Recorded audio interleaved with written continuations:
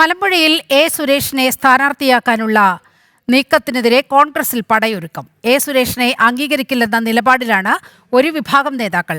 കൈപ്പത്തി ചിഹ്നത്തിൽ മത്സരിച്ചില്ലെങ്കിൽ മണ്ഡലത്തിൽ വിജയസാധ്യതയില്ലെന്നാണ് നേതാക്കളുടെ വിലയിരുത്തൽ.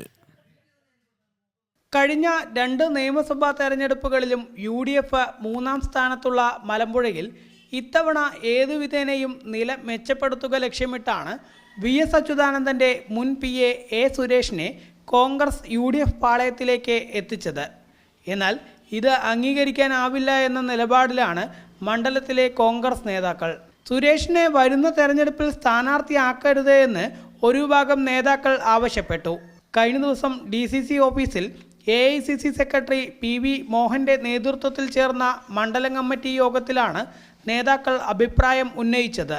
നിലവിൽ കൈപ്പത്തി ചിഹ്നത്തിൽ മത്സരിച്ചാൽ മാത്രമാണ് മണ്ഡലത്തിൽ വിജയസാധ്യതയുള്ളത് എന്നും മണ്ഡലത്തിലെ തന്നെ നിരവധി യുവാക്കൾ ഉൾപ്പെടെ കഴിവുള്ള നേതാക്കൾ ഉണ്ടെന്നും അവരെ പരിഗണിക്കണമെന്നും നേതാക്കൾ പറഞ്ഞു.